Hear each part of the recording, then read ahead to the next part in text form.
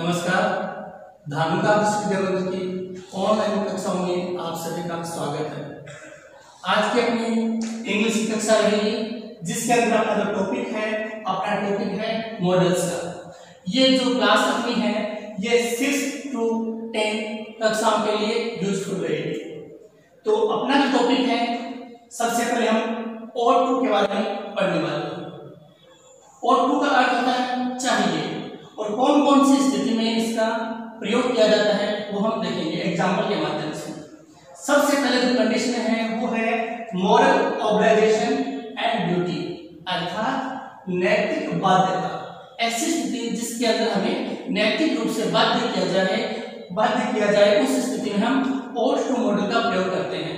अर्थात हमें अंदर से भाव उत्पन्न हो कि हमें ऐसा करना चाहिए, तो वो अपना एक नैतिक बोध उत्पन्न होता है। उस स्थिति में हम और टू का प्रयोग किया जाता है। For example, we ought to respect our parents, हमें अपने माता पिता का आदर करना चाहिए। ये बात हमें कोई दूसरा नहीं कहेगा, ये हमारे अंतर्मन की भावना होगी जिसको हम फॉलो करेंगे। कोई दूसरा नहीं कहने आएगा हमें कि आपको अपने माता पिता का आदर करना चाहिए। ये हमारा एक नैतिक कर्तव्य है, एक नैतिक बोध है। तो उस स्थिति के अंदर हम और टू मॉडल का प्रयोग करेंगे। फिर एक एग्जाम्पल और देखिए, जैसे we ought to respect the national flag, we ought to respect, हमें आदर करना चाहिए, हमें सम्मान करना चाहिए the national flag, अपना जो राष्ट्र ध्वज है उसका हमें सम्मान करना चाहिए। इसके लिए हमें कोई दूसरा बाध्य नहीं करेगा, ये हमारा अपना मनोभाव होगा। तो इन दोनों कंडीशन के अंदर हम और टू मॉडल का प्रयोग करते हैं और ये किसके अंतर्गत आती है? ये आती है मोरल ऑब्लिगेशन एंड ड्यूटी। ये हमारा नैतिक कर्तव्य है, नैतिक बोध होता है, इसके अंदर हमारी नैतिक बाध्यता है। फिर आगे देखिए, believe based on strong possibility. Believe का मतलब होता है ऐसा मत होना, ऐसा विश्वास होना, बेस्ड ऑन जो कि किस पे आधारित होता है? स्ट्रॉन्ग पॉसिबिलिटी, एकदम स्ट्रॉन्ग का मतलब होता है एकदम तीव्र संभावना पर जो आधारित होता है। अर्थात आप 100% इसमें श्योर होते हैं, वहीं पे आपको इसका प्रयोग करना होता है। मतलब बिलीव होता है आपको ऐसा, आप कंफर्म होते हो। जैसे she ought to be in her room, उसको अपने रूम में, अपने कमरे में होना चाहिए। आप श्योर हो, आपको पता है वो अभी अभी अपने रूम में गई है और आप कह सकते हो कि हाँ वो अपने रूम में ही है। तो उस स्थिति में हम यहाँ पे और टू मॉडल का प्रयोग करेंगे क्योंकि हम 100% श्योर हैं यहाँ पे। फिर अगला एग्जांपल, he donates generously, मतलब है सामान्यतया वह दान करता है। अब दान कौन करता है? हमें पता है दान कौन कर पाएगा? जो दान करने में सक्षम हो, अर्थात जो समृद्ध है वो दान कर पाएगा। तो हम उसके बेस पे अंदाजा लगा सकते हैं, उसके बेस पे हम आगे का एक पूरा अनुमान लगा सकते हैं। हम कह सकते हैं कि क्या डोनेट्स जनरसली, वह आम तौर पे दान करता है।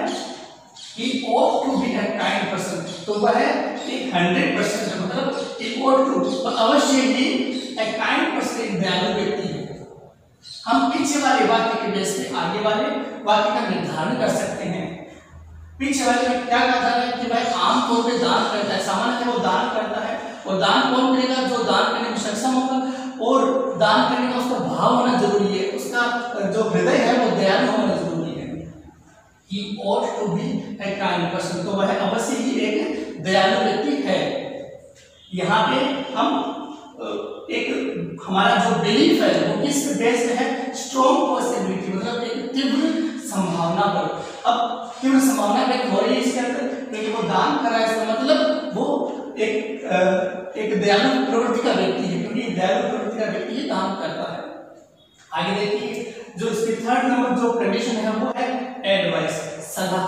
अब किस प्रकार की सलाह? यहाँ पे ऐसी सलाह होती है जो आपको फॉलो करनी ही होती है।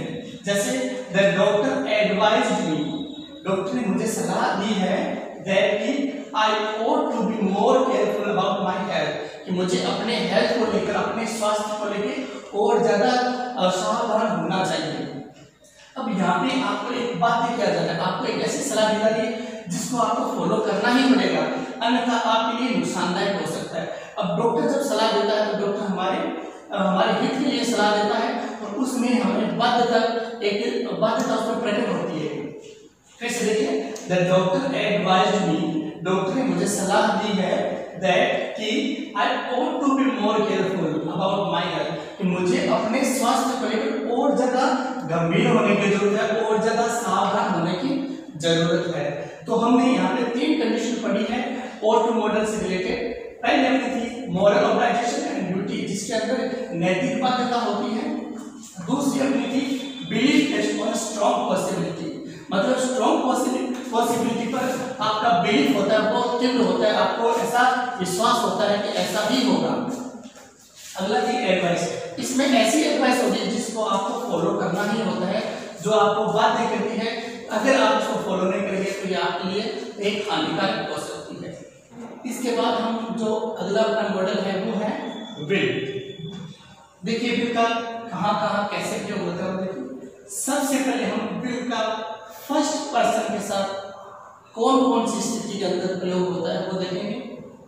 तो देखिए फर्स्ट पर्सन के साथ, वैसे आपने जब टेंस का टॉपिक किया होगा तो आपको पता होगा कि फर्स्ट पर्सन के साथ विल के स्थान पर शैल यूज होता है फ्यूचर टेंस के अंदर। लेकिन ये मॉडल की हम बात कर रहे हैं तो यहाँ पे फर्स्ट पर्सन के साथ विल यूज होगा, और कौन कौन सी स्थिति के अंदर यूज होगा वो हम देखेंगे।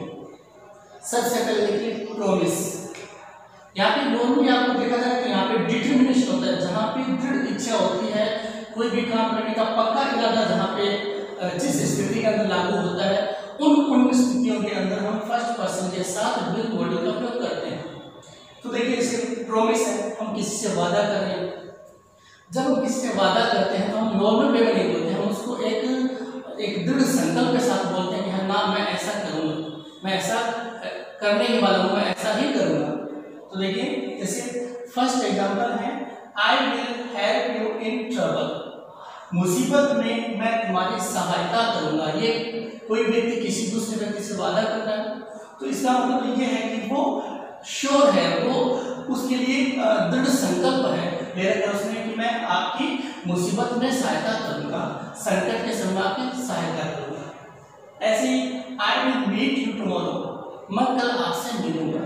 अब इसमें भी वो श्योरिटी जाहिर कर रहा है, वो एक संकल्प के साथ कर रहा है, एक वादे के साथ कर रहा है कि मैं कल आपसे डेफिनेटली मिलूंगा। नहीं तो ऐसे बोल सकता था I shall meet you. I shall meet you तो एक नॉर्मल सेंटेंस हो गया। अगर विल का रूप वो प्रयोग कर रहा है तो हम यही समझें कि वो डेफिनेटली हमसे मिलने वाला है। अब इसके बाद जो अगली जो कंडीशन है वो है डिटर्मिनेशन। डिटर्मिनेशन का मतलब था कोई भी दृढ़ संकल्प। दृढ़ संकल्प मतलब ऐसा करना ही है, उसको ऐसा करने वाला ही है वो। जैसे we will fight against corruption, हम करप्शन अर्थात भ्रष्टाचार, हम भ्रष्टाचार के खिलाफ, भ्रष्टाचार के विरुद्ध लड़ेंगे। अब इसमें क्या है, वो एक दृढ़ संकल्प ले रहा है, ऐसा करने का एक कटिबद्ध हो रहा है, ऐसे करने के लिए वो दृढ़ संकल्प ले रहा है। तो यहाँ पे भी हम विल मॉडल का प्रयोग करेंगे फर्स्ट पर्सन के साथ। और आपको पता है वी फर्स्ट पर्सन है, आई वी ये सब फर्स्ट पर्सन है। तो we will fight against corruption, हम करप्शन अर्थात भ्रष्टाचार के विरुद्ध, भ्रष्टाचार के खिलाफ लड़ेंगे। इसमें वो एक योजनाबद्ध तरीके से एक नारेबाजी के साथ कह रहा है कि वो दृढ़ प्रतिबद्ध है इसके लिए। अगला I will never forgive you, मैं तुम्हें कभी माफ नहीं करूंगा। इसमें भी उसका एक इंटेंशन, स्ट्रॉन्ग इंटेंशन, एक दृढ़ संकल्प, एक पक्का इरादा जाहिर हो रहा है। तो यहाँ पे भी अपन फर्स्ट पर्सन के साथ विल मॉडल का प्रयोग करेंगे। अगला देखिए विलिंगनेस। विलिंगनेस का मतलब होता है दृढ़ इच्छा शक्ति या फिर एक स्ट्रॉन्ग इच्छा शक्ति, मतलब उसके अंदर एक ऐसी इच्छा शक्ति है जिसको वो किसी भी कीमत पर पूरा करना चाहता है। For example I will buy a new car next year, अगले साल में I will buy A car next year, अगले साल में एक कार खरीदूंगा।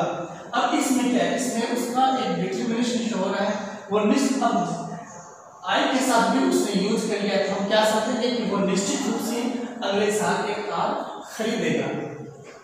अब अगर वो आई शैल बाय ए कार नेक्स्ट ईयर ऐसे बोलता तो उसमें कोई स्ट्रॉन्ग पॉसिबिलिटी, स्ट्रॉन्गनेस वाली बात नहीं थी। लेकिन यहाँ पे उसने आई के साथ विल का प्रयोग किया है, तो हम ऐसा समझ जाएंगे कि वो निश्चित रूप से अगले साल कार्य करने वाला है, उसमें उसकी स्ट्रॉन्ग विलिंगनेस, उसकी तीव्र इच्छा प्रकट हो रही है। हम विल कीप योग सेकंड एंड थर्ड पर्सन के साथ कौन कौन सी स्थितियों में होते हैं वो देखेंगे।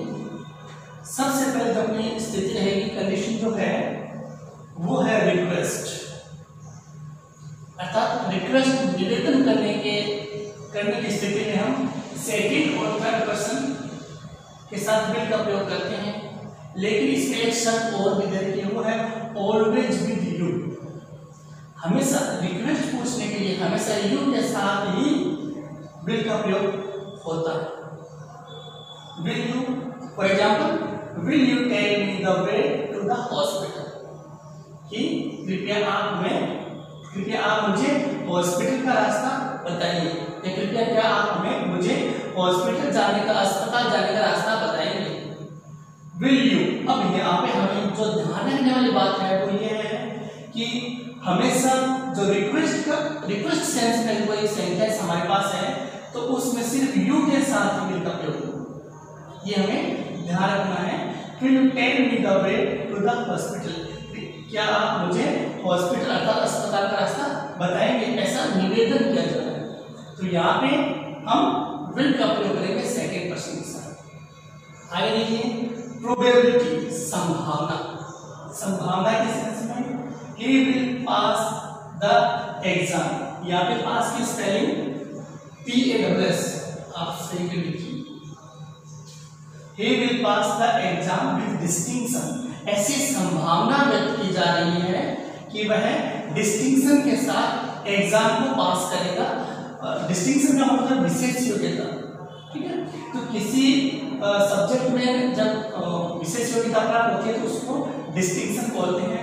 हम यहाँ पे कहेंगे he will pass the exam, वह एग्जाम पास करेगा with distinction अर्थात विशेष योग्यता के साथ। आगे देखिए, और कौन सी कंडीशन में हम will का प्रयोग करेंगे, जैसे she will do, कौन सा ये कंडीशन कौन सी है, हैबिट, किसी कोई हैबिट, किसी कोई आदत जाहिर करने के लिए, जैसे she will talk about nothing, वह किसी चीज के बारे में बात नहीं करेगी, मतलब वह और कोई बात नहीं करेगी। she will talk about nothing but cosmetic products, अर्थात वह कॉस्मेटिक प्रोडक्ट के अलावा बाकी किसी चीज के बारे में बात नहीं करेगी, ये उसकी आदत है। तो हमारे तो पूरी पर्टिकुलर टॉपिक पे ही चर्चा करते हैं, तो ऐसे ही यहाँ पे बताया गया है she will talk about nothing, और कोई बात नहीं करेगी बट लेकिन कॉस्मेटिक प्रोडक्ट्स, लेकिन कॉस्मेटिक प्रोडक्ट के बारे में जरूर बात करेगी। ये उसकी एक हैबिट स्टोरी, उसकी एक आदत स्टोरी।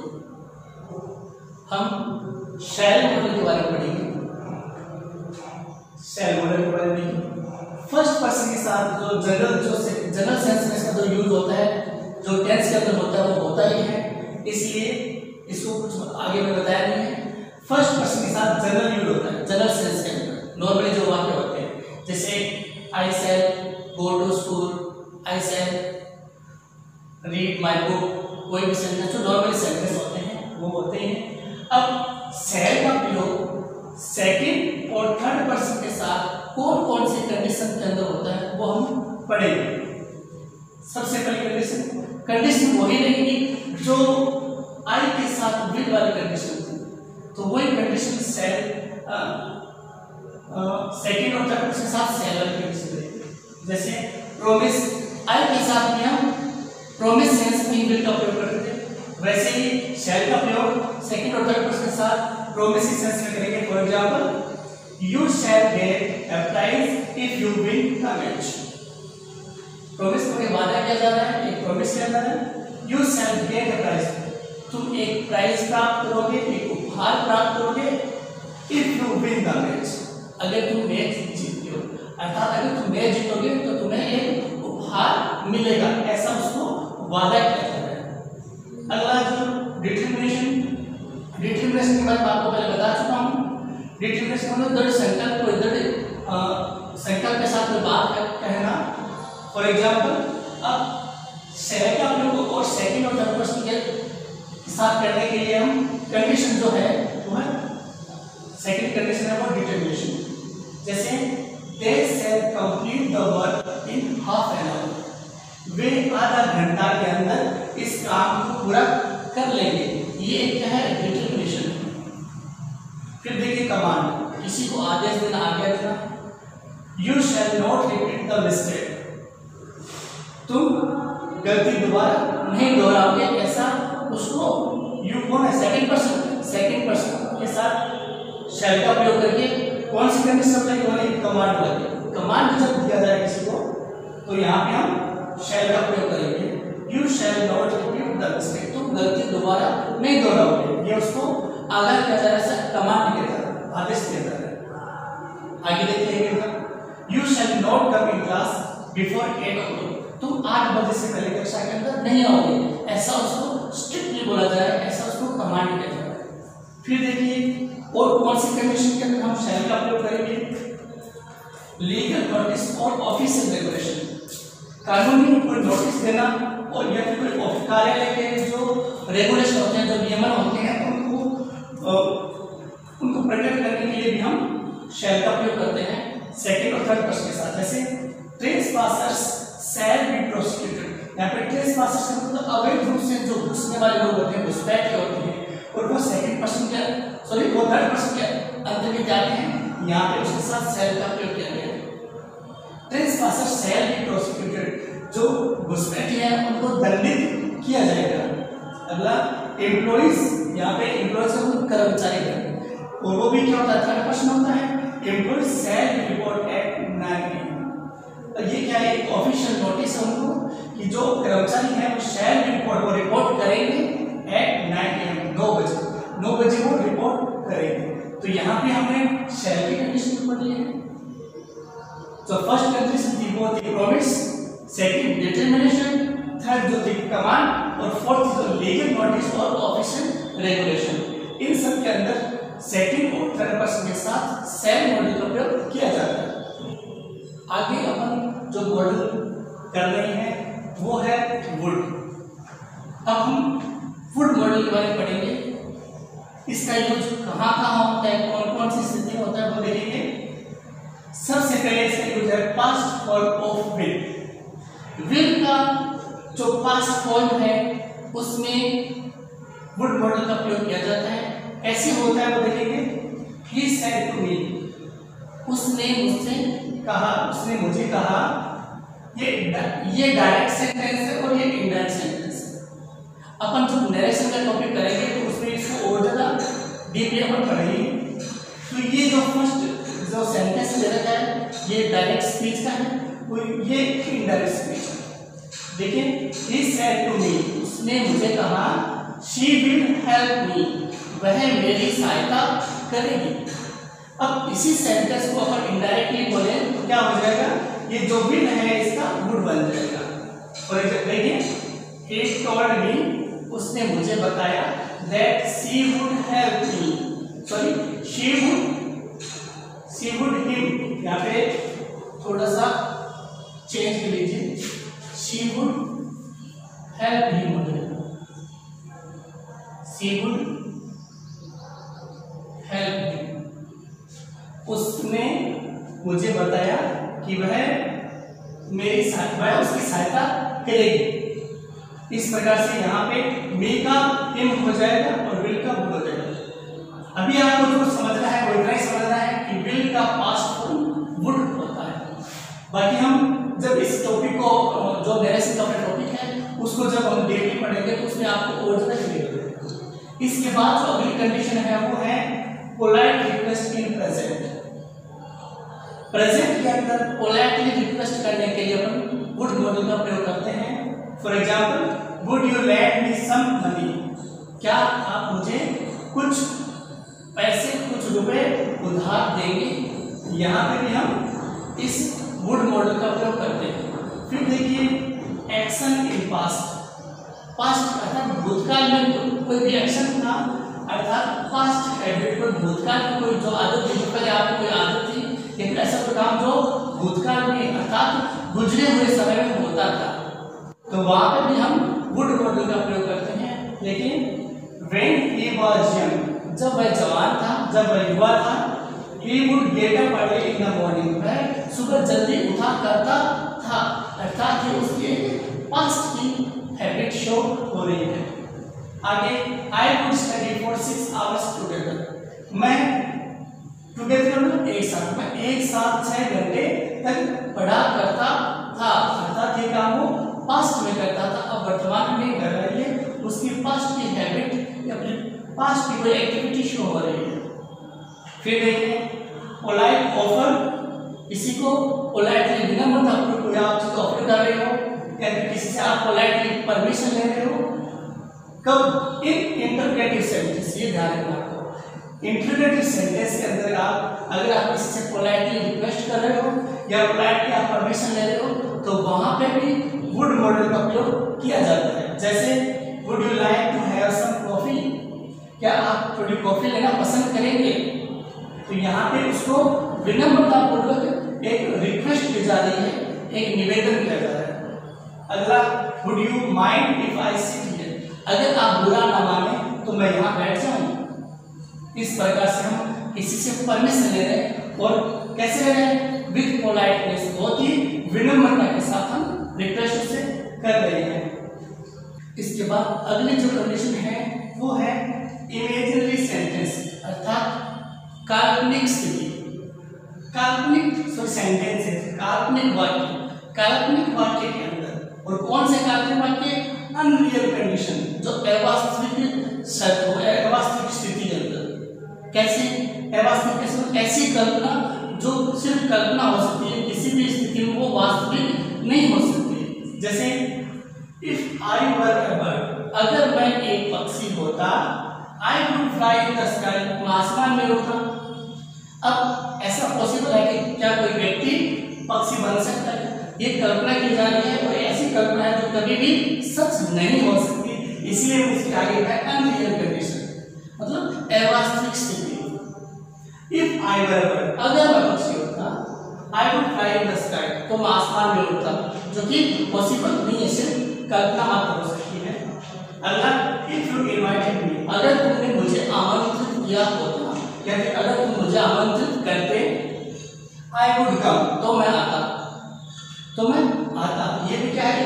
कल्पना है, काल्पनिक है। इफ यू वर मी, अगर तुम मेरे स्थान पे होते, अगर तुम मैं होते, इसको कैसे समझेंगे? इफ यू वर मी, अगर तुम मेरे स्थान पे होते, व्हाट वुड यू डू, तो तुम क्या करते? तो यहाँ पे भी इमेजिनरी सेंटेंस के अंदर हम वुड मॉडल का प्रयोग करते हैं। ठीक है, ये सारे के सारे क्या है? इमेजिनरी सेंटेंसेस है। और इस वुड मॉडल के साथ हमारी जो मॉडल्स की क्लासेस चल रही थी, लगभग 4 या 5 कक्षाएं अपनी हो चुकी है, तो इस वुड मॉडल के साथ अपनी आज मॉडल की कक्षा संपूर्ण होती है। मैं आशा करता हूं कि आप लोगों ने इस मॉडल की जो कक्षाएं थी इनका भरपूर लाभ उठाया होगा, आपको ये टॉपिक समझ में आया होगा। धन्यवाद।